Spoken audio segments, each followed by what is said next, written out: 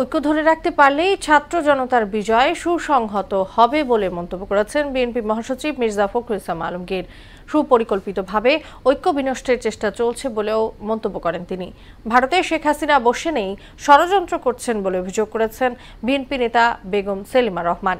আর অন্তর্বর্তী সরকারের প্রতি গণতন্ত্র মনা সব রাজনৈতিক দলের সমর্থন রয়েছে বলে বলেছেন রুহুল কবির রিজভী। আরও জানাচ্ছেন হুমায়ুন কবির। এক দশক পর বিশিষ্ট সাংবাদিক এবং ওয়াশিংটন ভিত্তিক অধিকার সংস্থা রাইট টু ফ্রিডমের নির্বাহী পরিচালক মুশফিকুল ফজল আনসারীর বাংলাদেশে প্রত্যাবর্তন উপলক্ষে তাকে সংবর্ধনা দেওয়া হয়। জাতীয় প্রেস ক্লাবে সাংবাদিক সমাজও বিভিন্ন শ্রেণী পেশা মানুষের ভালোবাসা সিক্ত হন মুশফিকুল ফজল আনসারী।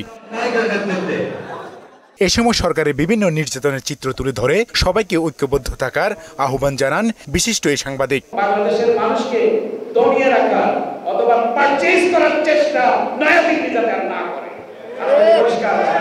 আমরা স্বাধীন জাতি, আমাদের সক্রিয়তা, আমাদের ব্যক্তিত্ববোধ, আমাদের স্বতন্ত্রবোধ সবকিছুর সম্মিলন ঘটিয়ে আমরা বাংলাদেশকে সামনের দিকে এগিয়ে নিয়ে যাব। মুশফিকুল ফজল আনসারীকে হিরো আখ্যা দিয়ে ঐক্য ধরে রাখতে সবার প্রতি আহ্বান জানান বিএনপি মহাসচিব। এই বিজয় তখনই আপনার সুসংগত হবে যদি আমরা এটাকে ধরে রাখতে পারি।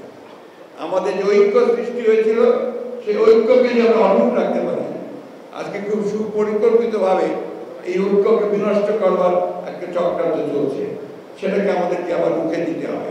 এদিকে জাতীয় প্রেস ক্লাবে বৈষম্য বিরোধী ছাত্র জনতার আন্দোলনে নিহত পরিবারগুলোর মাঝে জিয়া প্রজন্ম দলের পক্ষ থেকে আর্থিক সহায়তা প্রদান করা হয়। এ সময় বিএনপির স্থায়ী কমিটির সদস্য বেগম সেলিমা রহমান তারেক রহমানকে নিয়ে ছাত্র জনতার আন্দোলনের সমন্বয়কদের বক্তব্য দুঃখজনক বলে মন্তব্য করেন। স্বৈরাচার ভারতে থেকে বিভিন্নভাবে পরিচালনা করছে, এই যে বিভিন্নভাবে তারা এখন বিভিন্ন রকম চক্রান্ত ষড়যন্ত্র করছে, যেখানে আমরা ঋণে জর্জরিত, সেখানে আমাদের সবাইকে ঐক্যবদ্ধ থাকতে হবে। এদিকে বিএনপির সিনিয়র যুগ্ম মহাসচিব রুহুল কবির রিজভী বলেছেন, যে কোনো দল বা দলের বাইরে কেউ চাঁদাবাজি করলে তাদেরকে আইনের আওতায় আনতে হবে। দিনাজপুরে বৈষম্য বিরোধী ছাত্র আন্দোলনে নিহত পরিবার ও আহতদের খোঁজখবর নিতে এসে তিনি এসব কথা বলেন। In the name of BNP যদি কেউ চাঁদাবাজির খবর পেয়েছে, কেউ যদি কোনো দখলের খবর পেয়েছে, সাথে সাথে তার বিরুদ্ধে ব্যবস্থা গ্রহণ করা হয়েছে।